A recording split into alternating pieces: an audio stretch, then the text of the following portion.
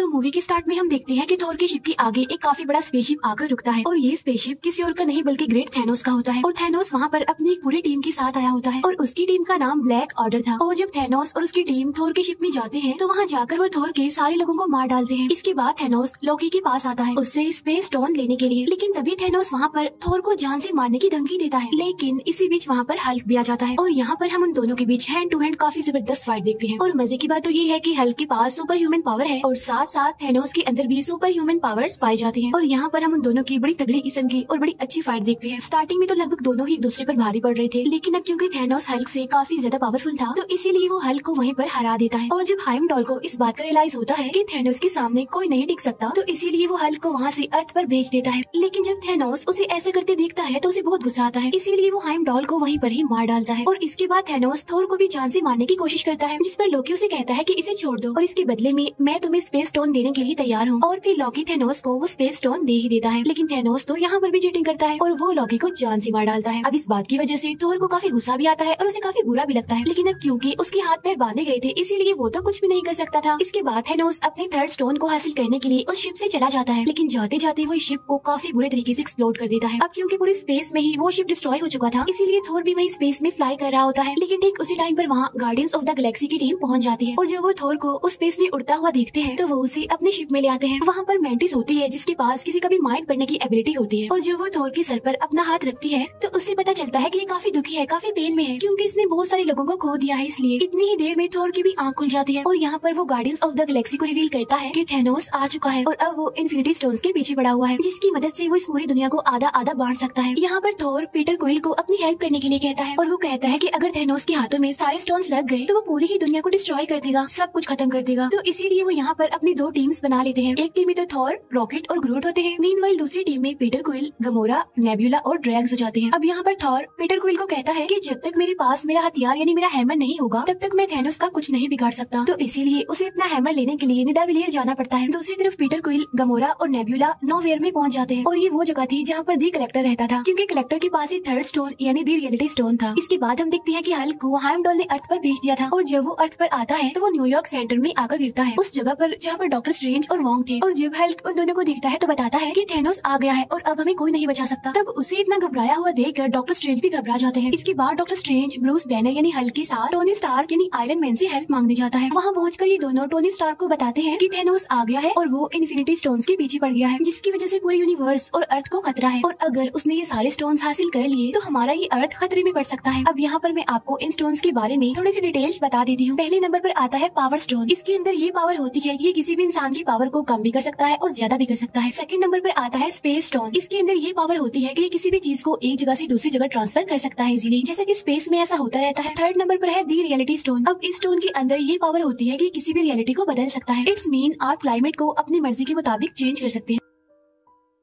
Number 4 पर आता है द टाइम स्टोन और ये वाला स्टोन डॉक्टर स्ट्रेंज के पास होता है। इस स्टोन में ये पावर होती है कि ये अपनी मर्जी से टाइम को आगे पीछे कर सकता है। 5वें नंबर पर आता है द सोल स्टोन। इसमें ये पावर होती है कि ये किसी भी इंसान की सोल का कंट्रोल हमारे हाथ में दे देती है, यानी कि हम जो भी चाहें उस सोल से करवा सकते हैं। छठा और लास्ट स्टोन है द माइंड स्टोन। इस स्टोन में ये पावर होती है कि ये किसी के भी माइंड को कंट्रोल कर सकता है और ये किसी भी इंसान को टेलीकिनेटिक पावर दे सकती है जो कि किसी भी सामान को हवा में एक जगह से दूसरी जगह उड़ा सकता है। अब ये सारी तो हो गई इन स्टोन्स की डिटेल्स। इन सारे स्टोन्स को हासिल करके थैनोस इस पूरी दुनिया में बैलेंस बनाना चाहता है। वो चाहता है कि जितने भी प्लैनेट्स हैं उन पर जितनी ज्यादा ह्यूमैनिटी बढ़ गई है उन सबको आधा आधा बांट दिया जाए जिससे कि रिसोर्सेज उन सभी लोगों को पूरी तरह से मिल सकेंगे और इससे पूरी दुनिया में बैलेंस भी बना रहेगा। अब यहाँ पर थैनोस आधी ह्यूमैनिटी को खत्म करने की बात कर रहा था और यही वजह है कि वो इन इन्फिनिटी स्टोन्स को हासिल करने के लिए पागल है। और जब ये सारी बात टोनी स्टार्क को पता चलती है कि थैनोस इस पूरे यूनिवर्स में से आधी पॉपुलेशन को खत्म करना चाहता है तो वो सोचता है कि क्यों ना इन 6 स्टोन्स में से एक को डिस्ट्रॉय कर दिया जाए। तो इसीलिए वो डॉक्टर स्ट्रेंज को कहता है जो टाइम स्टोन आपके पास है क्यों ना हम उसे डिस्ट्रॉय कर दें ताकि थैनोस कभी भी अपने इस मिशन में कामयाब ना हो सके। तब ये सुनकर डॉक्टर स्ट्रेंज कहते हैं कि मैं मरते दम तक इस टाइम स्टोन की प्रोटेक्शन करता रहूंगा, इसीलिए मैं कभी भी इसे डिस्ट्रॉय होने नहीं दूंगा। तब यहाँ पर वो सोचते हैं कि विजन के पास भी माइंड स्टोन है और अगर हम उस स्टोन को डिस्ट्रॉय कर दें तो थैनोस वो कभी भी नहीं कर पाएगा जो वो करना चाहता है। तो इसीलिए वो फौरन विजन से कांटेक्ट करने की कोशिश करते हैं, लेकिन यहाँ पर हमें पता चलता है कि विजन ने अपना ट्रांसपोर्टर बंद किया हुआ है क्योंकि उधर एवेंजर्स की टीम 2 हिस्सों में बढ़ चुकी थी। एक टीम तो आयरन मैन के साथ थी जबकि दूसरी टीम कैप्टन अमेरिका के साथ थी और इसी वजह से वो लोग विजन से कांटेक्ट नहीं कर पाते। तभी वहाँ पर ब्रूस बैनर यानी हल्क टोनी स्टार्क को कहता है कि शायद कैप्टन अमेरिका को विजन के बारे बारे में पता होगा, तो इसीलिए तुम उसे कॉल करके उसकी लोकेशन का पता करवाओ। जिस पर टोनी स्टार्क कहता है कि ना बेना, मेरी तो उसे जरा भी नहीं बनती, मैं उससे बिल्कुल बात नहीं करता। जिस पर ब्रूस बैनर उसे कहता है कि लगता है तुम्हें अभी पता नहीं है कि हमारा पाला किससे पड़ने वाला है, चलो मेरी बात मानो और जल्दी से उसे कॉल करो। और तभी अचानक से उन्हें वहाँ पर किसी चीज की आवाज सुनाई देती है और जब ये लोग विंडो से बाहर देखते हैं तो वहाँ पर उन्हें बहुत ही बड़ा शिप न्यूयॉर्क पर आता हुआ दिखाई देता है। तब ये देखकर वो समझ जाते हैं कि मुसीबत हमारे सर पर आ चुकी है। अब इस स्पेसशिप के बारे में स्पाइडरमैन को भी पता चल जाता है और वो भी वहाँ उस शिप को देखते हुए अपनी स्कूल बस से निकलकर वहाँ से भाग जाता है और उस शिप के पीछे लग जाता है। और तभी हम देखते हैं कि उस शिप में से दो लोग निकल कर आते हैं। उनमें से एक का नाम होता है इबोनी और एक का नाम होता है ऑब्सीडियन। इबोनी के पास टेलीकिनेटिक पावर्स होती हैं जो कि किसी भी चीज को बगैर टच किए एक जगह से दूसरी जगह उठा सकती है और फेंक सकती है। और जो ऑब्सीडियन होता है उसके अंदर बहुत सारी सुपर ह्यूमन पावर्स होती है। अब क्योंकि उन्होंने टाइम स्टोन को प्रोटेक्ट करना था तो इसीलिए उन लोगों के बीच यहाँ पर फाइट होती है। अब यहाँ पर बहुत इंटरेस्टिंग सीन हम देख पाते हैं जब टोनी स्टार्क अपना आयरन मैन मार्क 50 प्रेस करते ही पूरी तरह नैनो पार्टिकल्स के सूट में कन्वर्ट होते हुए दिखाया जाता है और वो एक ही बार में इबोनी की तरफ से किए गए वार को रोक लेता है। अब यहाँ पर भी उन लोगों के बहुत अच्छे फाइट के सीन्स हमें देखने को मिलते हैं। अब क्योंकि इबोनी पावरफुल था, उसके पास टेलीकिनेटिक पावर्स थी, इसीलिए वो अपने काम को करने में कामयाब होता रहता है। इसके बाद वो टाइम स्टोन निकालने के लिए डॉक्टर स्ट्रेंज के पास पहुंच जाता है। अब क्योंकि टाइम स्टोन को डॉक्टर स्ट्रेंज के अलावा और कोई भी नहीं निकाल सकता था उनमें से, तो इसीलिए वो डॉक्टर स्ट्रेंज को अपने साथ अपने स्पेसशिप में ले जाता है वहाँ से। लेकिन वो ये नहीं जानता था कि उसके शिप में टोनी स्टार्क और स्पाइडरमैन भी एंटर हो गए हैं। इसके बाद हमें विजन दिखाया जाता है। अब क्योंकि थेनोस की टीम यानी ब्लैक ऑर्डर के पास उन सभी इन्फिनिटी स्टोन्स की एनर्जी के फ्लो को रेड करने की पावर होती है, तो इसीलिए पहले तो वो डॉक्टर स्ट्रेंज के पास जाते हैं टाइम स्टोन लेने के लिए और साथ ही विजन के पास ही माइंड स्टोन निकालने के लिए प्रॉक्सिमा मिडनाइट और कॉर्वस ब्लेड जाते हैं। अब यहाँ पर हमें दिखाया जाता है कि मैक्सिमा मिडनाइट और कॉर्वस ब्लेड उन दोनों यानी विजन और वांडा से काफी ज्यादा पावरफुल होते हैं। अब यहाँ पर कॉर्वस ब्लेड के पास एक ऐसा ब्लेड होता है जो किसी भी इंसान की बॉडी में घुस सकता है और उसे काफी इंजर्ड कर सकता है, तो उसी ब्लेड का इस्तेमाल करते हुए वो विजन को इंजर्ड कर देता है, जिसकी वजह से वांडा इस फाइट में अब अकेली रह जाती है।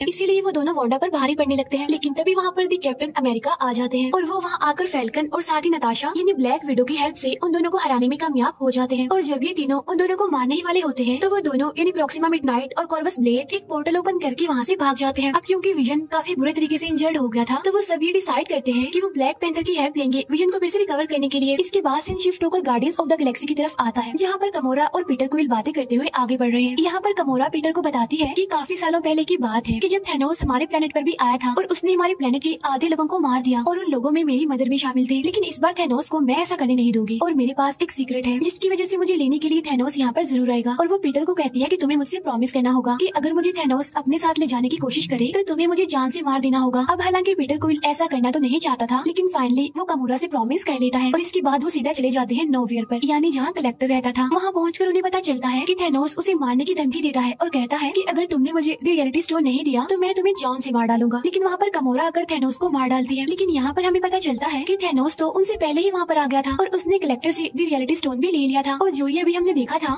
वो असल में थैनोस ने एक एक्स्ट्रा एंटिटी क्रिएट की थी सिर्फ कमोरा को अपने ट्रैप में फंसाने के लिए। जब पीटर क्विल को ये बात पता चलती है कि थैनोस कमोरा को अपने साथ ले जाने वाला है तो वो कमोरा को अपनी गन से शूट करने की कोशिश करता है, लेकिन थैनोस उसकी गन में से बुलेट्स की बजाय बबल्स बना देता है। इसके बाद वो कमोरा को वहाँ से लेकर निकल जाता है। इसके बाद हमें उसी बड़ी सी स्पेसशिप का सीन दिखाया जाता है, यानी जो न्यूयॉर्क में आई थी, जहाँ पर इबोनी डॉक्टर स्ट्रेंज के साथ होता है। लेकिन अब क्योंकि उस स्पेसशिप में हमारे आयरन मैन और स्पाइडरमैन भी होते हैं तो इसीलिए वो कुछ मुश्किलात का सामना करने के बाद डॉक्टर स्ट्रेंज को बचा ही लेते हैं। साथ साथ वो इबोनी को स्पेस में मरने के लिए छोड़ देते हैं। अब यहाँ पर उन लोगों के बीच डिस्कशन होने लगती है। अब यहाँ पर टोनी स्टार्क डॉक्टर स्ट्रेंज को कहते हैं कि मैं थैनोस को इस टाइम स्टोन के लिए अर्थ पर लाकर बहुत सारे लोगों को मरने नहीं दे सकता और अगर वो ये टाइम स्टोन लेना चाहता है तो उससे लड़ने के लिए हमें उसे कहीं और बुलाना पड़ेगा। अब क्योंकि थैनोस टाइटन प्लेनेट से आया था तो इसीलिए वो लोग टाइटन प्लेनेट पर जाकर थैनोस से लड़ने का डिसाइड करते हैं। इसके बाद हमें थैनोस और कमोरा दिखाए जाते हैं जो कि दोनों वॉर में होते हैं, जहाँ पर उनकी मुलाकात होती है रेड स्कल से। यहाँ पर हमें रेड स्कल सोल स्टोन का गेट कीपर दिखाया गया है। यहाँ पर थैनोस रेड स्कल से पूछता है कि सोल स्टोन को कैसे हासिल किया जाता है। तब रेड स्कल थैनोस को बताता है कि सोल स्टोन सारे स्टोन्स में से सबसे ज्यादा पावरफुल है, लेकिन इस स्टोन को हासिल करने के लिए हमें किसी को सेक्रीफाइस करना पड़ता है क्योंकि वो एक सोल स्टोन है, इसीलिए सोल के बदले सोल, यानी सोल स्टोन को हासिल करने के लिए एक जान की कुर्बानी। और यहाँ पर थैनोस अपनी बेटी कमोरा को सेक्रीफाइस कर देता है और यहाँ पर अब उसके पास चौथा स्टोन यानी सोल स्टोन भी आ जाता है। इसके बाद हमें थोर, ग्रूट और रॉकेट दिखाए जाते हैं जो कि एक ऐसे एरिया में पहुँचते हैं जहाँ पर छोटे लोग यानी बोने रहते हैं, क्योंकि बोने ही तो सबसे अच्छे वेपन्स बना सकते हैं। यहाँ पर हम ये जान पाते हैं कि जब उन बोनों ने थोर का वेपन यानी हथौड़ा बनाया था तो थैनोस ने उस जगह की सारी भट्टियों को भी डिस्ट्रॉय कर दिया था और साथ साथ उन सभी बोनों में से सिर्फ एक को ही वहीं पर जिंदा छोड़ दिया था। और जब थोर को ये बात पता चलती है तो वो उनमें से एक बोने को उसकी हेल्प करने के लिए कहता है, जिस पर वो बोना कहता है कि सॉरी, मैं तुम्हारी हेल्प नहीं कर सकता क्योंकि अगर मैंने ऐसा किया और थैनोस को पता चल गया तो वो मुझे और इस पूरे प्लेनेट को डिस्ट्रॉय कर देगा। लेकिन जब थोर उसे ये कहता है कि अगर मुझे मेरा हैमर मिल गया तो मैं थैनोस को जरूर हरा दूंगा, तब ये बात सुनकर फाइनली वो बोना थोर की हेल्प करने के लिए एग्री हो जाता है।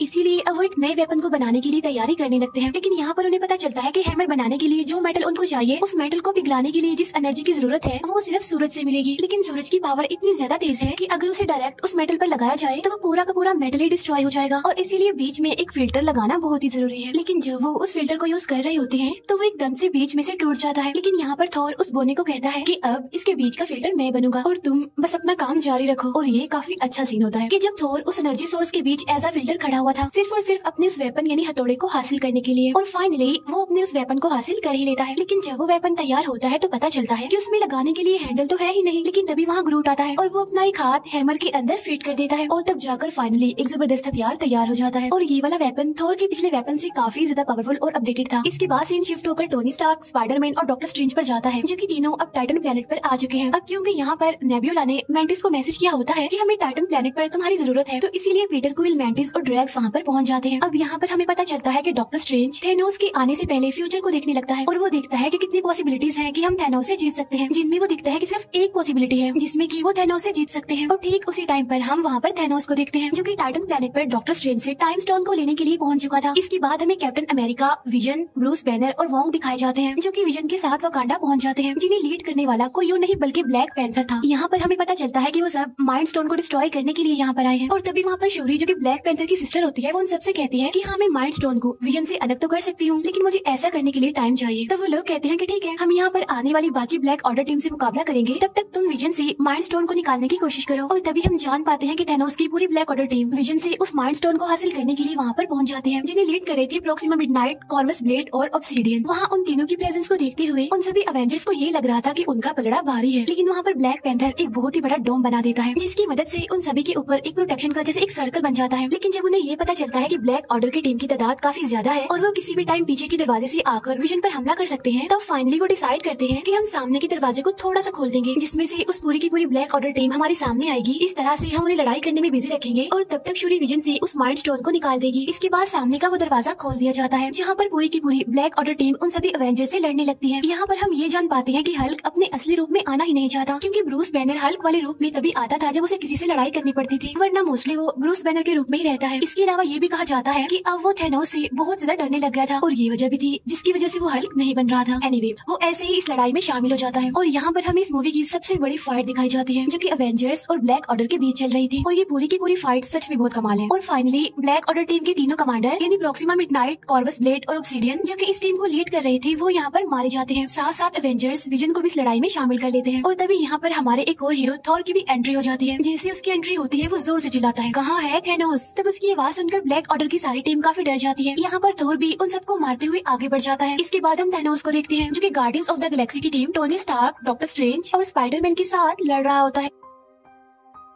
अब हालांकि वो लोग थैनोस को काबू करने और उसके हाथ से गोल्ड आर्मर निकालने की काफी कोशिश करते हैं, लेकिन थैनोस तो इतना ज्यादा पावरफुल होता है कि वो सभी को मारना शुरू कर देता है। किसी को भी वो अपने आगे टिकने नहीं दे रहा था। लेकिन इस फाइट के बीच एक टाइम ऐसा भी आता है जब वो पूरी टीम थैनोस को पकड़ ही लेती है और स्पाइडरमैन उसके हाथ से वो गोल्ड आर्मर निकालने की कोशिश करता है। लेकिन यहाँ पर पीटर क्वाइल एक काफी बड़ी गलती कर देता है। वो थैनोस के पास आकर उसे पूछता है कि तुमने गमोरा का क्या किया, और वो थैनोस के मुंह पर अपनी गन और पंच से मारना शुरू कर देता है, जिसकी वजह से थैनोस फिर से होश में आ जाता है और वो फिर से अपना गोल्ड आर्मर पहनकर उन सबको मारने लगता है, उन पर भारी पड़ने लगता है। अब यहाँ पर हम एक और बड़ी जबरदस्त फाइट देखते हैं, जहाँ पर हमारे टोनी स्टार्क यानी आयरन मैन थैनोस से लड़ रहे होते हैं। अब आयरन मैन का ये सूट काफी पावरफुल था, इसीलिए उनके बीच एक जबरदस्त टेक्निकल फाइट चलने लगती है। अब हालांकि यहाँ पर थैनोस की बॉडी से खून का सिर्फ एक ड्रॉप निकलता है, लेकिन इस वजह से उसे इतना ज्यादा गुस्सा आ जाता है कि वो टोनी स्टार्क को उसी के ब्लेड से काफी इंजर्ड कर देता है और उसे जान से मारने लगता है। लेकिन तब डॉक्टर स्ट्रेंज थैनोस को कहता है कि तुम इसे मत मारो, तुम इसे छोड़ दो, और अगर तुम इसे छोड़ दोगे तो मैं टाइम स्टोन तुम्हें दे दूंगा। अब हालांकि यहाँ पर टोनी स्टार्क डॉक्टर स्ट्रेंज को ऐसा करने से मना करता है, लेकिन यहाँ पर टोनी स्टार्क यानी आयरन मैन की जान बचाने के लिए डॉक्टर स्ट्रेंज को ये सैक्रिफाइस करना ही पड़ता है और अपना टाइम स्टोन थैनोस को दे देता है। और जैसे ही थैनोस को उसका 5वां स्टोन मिलता है तो वो खुशी से दौड़ने लगता है। इसके बाद वो स्पेस स्टोन को यूज करते हुए वहाँ से निकल जाता है और सीधा वहाँ से पहुँचता है अर्थ पर यानी वकांडा में, जहाँ पर पहले ब्लैक ऑर्डर और अवेंजर्स के बीच फाइट चल रही थी। उधर विजन और वांडा के बीच डिस्कशन चल रही होती है। यहाँ पर विजन वांडा को कहता है कि अगर थैनोस यहाँ पर आकर मुझे जान से मारकर माइंड स्टोन लेगा तब भी मैं मर जाऊंगा, और अगर तुम ये स्टोन निकाल दोगी तब भी मैं मर जाऊंगा, तो क्यों ना तुम ही स्टोन को निकाल कर मुझे आजादी दो। इसके बाद इस माइंड स्टोन को डिस्ट्रॉय कर दो, जिससे होगा ये कि थैनोस जो करना चाह रहा है वो उसमें नाकामयाब हो जाएगा। अब यहाँ पर वांडा ना चाहते हुए भी विजन के सर से वो माइंड स्टोन निकालने की कोशिश करती है और फाइनली वो उस माइंड स्टोन को निकालने में कामयाब भी हो जाती है। लेकिन जैसे ही वो उसे डिस्ट्रॉय करने लगती है तो वहाँ पर थैनोस आ जाता है, जो यहाँ पर आकर टाइम को रिवर्स करता है, यानी टाइम को पीछे कर देता है। यानी उस टाइम में जब वो माइंड स्टोन विजन के सर पर लगा हुआ था और वो विजन के सर से माइंड स्टोन ले लेता है और उसे अपने गोल्ड आर्मर में पहन लेता है। अब यहाँ पर थैनोस वो सारे स्टोन्स ले चुका था, लेकिन तभी वहाँ पर थोर आ जाता है और वो अपने हैमर को थैनोस पर दे मारता है। लेकिन यहाँ पर थैनोस थोर से कहता है कि थोर, तुमने गलती कर दी, तुम्हें इस हैमर को मेरे सर पर मारना चाहिए था। और तभी यहाँ पर थैनोस चुटकी बजाता है, जिससे पूरा यूनिवर्स, पूरा अर्थ दो हिस्सों में बढ़ जाता है। इसके बाद सीन शिफ्ट होकर सोल वर्ल्ड में आता है, जहाँ पर थैनोस खुद को बिल्कुल अकेला पाता है और उसके सामने एक छोटी गमोरा होती है, यानी जो वो छोटी थी। और यहाँ पर वो अपने फादर थैनोस से पूछती है कि डैडी डू इट, जिस पर थैनोस कहता है कि यस। फिर छोटी गमोरा पूछती है कि आपने क्या खोया, जिस पर थैनोस कहता है कि सब कुछ। इस फाइट में उसने इन्फिनिटी स्टोन्स को हासिल करने के लिए अपना सब कुछ खो दिया, क्योंकि वो गमोरा को बहुत प्यार करता था, लेकिन अनलकीली अब वो उसकी लाइफ में नहीं थी। इसके बाद थैनोस वापस से रियल वर्ल्ड में आ जाता है, जहाँ पर उसके सामने थोर और बाकी सारे एवेंजर्स होते हैं। लेकिन अब क्योंकि उसके पास सारे स्टोन्स थे, इसीलिए वो स्पेस स्टोन की मदद से खुद को टेलीपोर्ट करके कहीं और चला जाता है। लेकिन वहाँ पर बचता है तो सिर्फ राख, और पूरे यूनिवर्स में से, पूरे अर्थ में से आधी पॉपुलेशन कम होने लगती है। हर कोई वहाँ से राख बनकर गायब होता जा रहा था। इसके बाद हम थैनोस को देखते हैं, जो कि हट में था, जो कि काफी खुश था, क्योंकि फाइनली वो अपने मिशन में सक्सेसफुल हो गया था। उसने पूरी दुनिया की आधी पॉपुलेशन को खत्म कर दिया था। इसके बाद हम मारिया हिल और निक को देखते हैं, जो कि गाड़ी में बैठकर कहीं पर जा रहे थे, लेकिन तब वो भी वहाँ से गायब होना शुरू हो जाते हैं। और यहाँ पर निक अपनी पॉकेट से एक छोटी सी डिवाइस निकालता है और वो किसी को मैसेज करता है। और जब उसके गायब होने के बाद हमें वो डिवाइस दिखाई जाती है, जिससे हमें पता चलता है कि उसने वो मैसेज कैप्टन मार्वल को भेजा है। और इसी के साथ ये मूवी यहीं पर एंड हो जाती है।